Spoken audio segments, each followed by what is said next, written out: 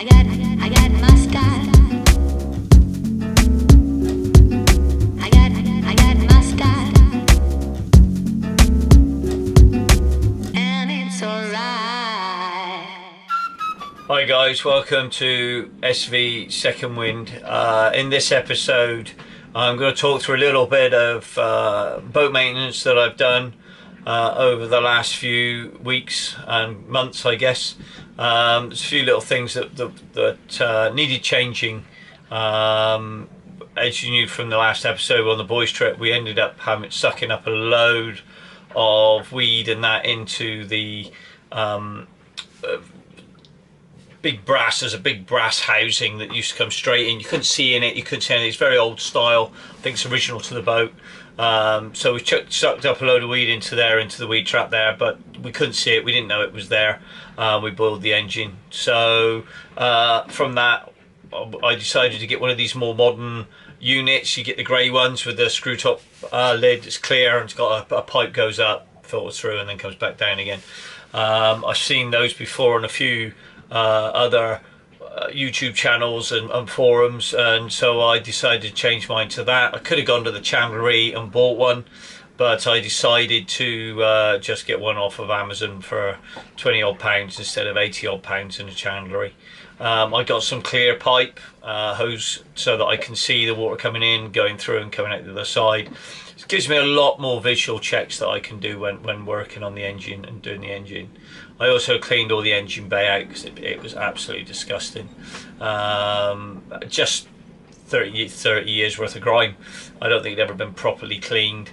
We had a diesel leak when I bought the boat. We also had a water leak when I bought the boat, and diesel and black water and all that just ended up being a real bad mess. Kind of the other jobs I've done as well is there used to be little cubby holes in the aft cabin. They used to suffer from damp because they were so close to the outside edge of the boat, and there was no air circulation. I thought there was a leak from above, but it's not. It was just condensation, and so they couldn't be used, or if they did use them, you had to put everything in polythene bags, and it was just a bad design, really. So I changed the design on those, and I cut the sides down and across the bottom, just for the reverberating saw, I think they're called, and tidied up and varnished it, and I bought some baskets to go in there instead, and that's worked out to be a great success, a much more usable space, and as you can see in the photos, it's really much more usable. So I'm very pleased with that, and it was an afternoon's work, which was really good. I've built a cover as well. I stitched up a cover, that's for the TV's under there. It's just to give it one extra protection. I noticed there was like the telly didn't work. When I stripped it down, there was like a damp build up on it, which was stopping it from working. So I decided, because the boat's left empty for quite a while, I built a cover. Hopefully that will help protect the telly a little bit more. It's working fine at the moment, but I'll put a cover on it now when it's not being used, just to help keep it nice and tidy.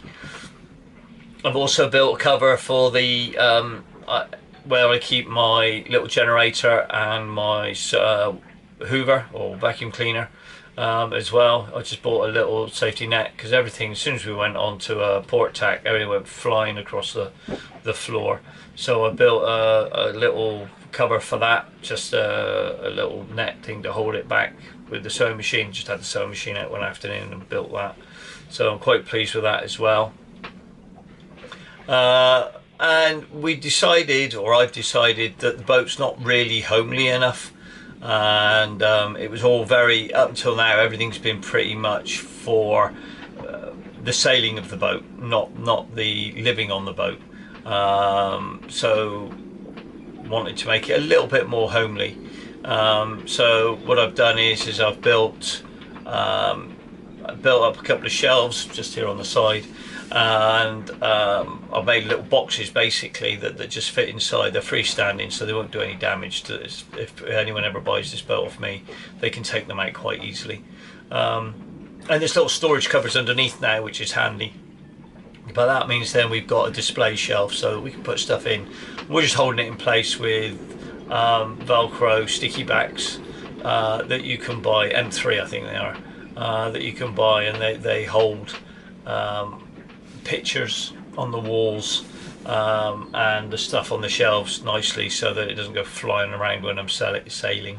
All the plants I bought are plastic because I'm no good with plants and I'm not here long enough to keep them safe or from dying. So yeah, so that's another little thing that we've done. So we've got nice pictures up all over the place, and just to make it feel a little bit more homely. So so very pleased with that. We've also fitted a amp meter, so it tells me how many amps I'm burning.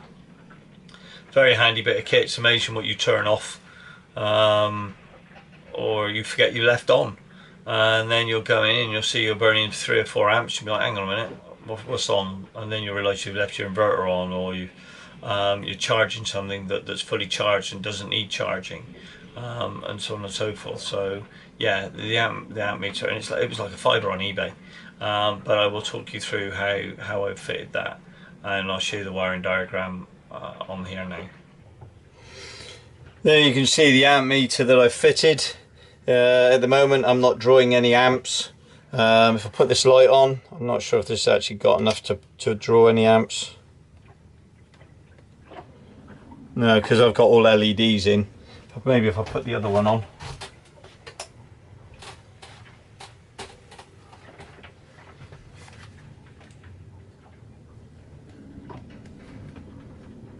There you go. So I've now got 3 LEDs in. There you go. So we've got our LED lights on, most of them actually, to get it to start reading. So you can see we're drawing 1.3, 1.4 amps. Turn that down and then we're back to that. So if I turn the fridge on,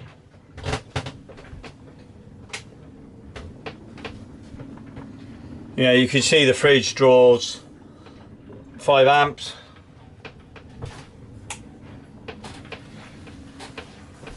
So it's settling down now. So 4.8 amps the fridge is drawing. Very easy bit of kit to fit. You have to follow the instructions. You need a stunt. I'll show you where that is now. Okay, here in the engine bay now, we've got a stunt in here, which is that unit down there.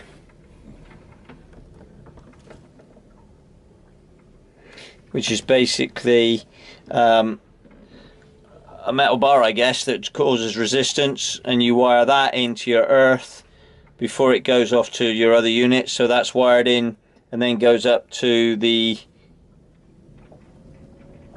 buzz bar here, which is my earth buzz bar, which then goes off. That's actually wired down to the original buzz bar, which is down here. Let's zoom out as well.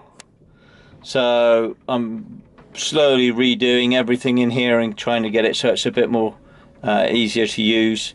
It's not easy when your house batteries are in 2 different places. I've got 2 in here and I've got 2 in the saloon under the stairs, but anyway, I could get them all in. So yeah, so that's the stunt. So that then is wired through there, and then I've got 2 leads going up to the readout, which tells me my voltage and my ampage that I'm using when I'm working on it. That's the new water filter system there, and my nice clean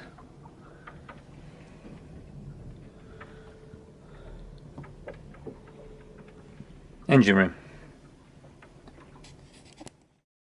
Don't forget to subscribe, give us a thumbs up if you're enjoying what you see, and for more up-to-date stuff, check us out on Facebook.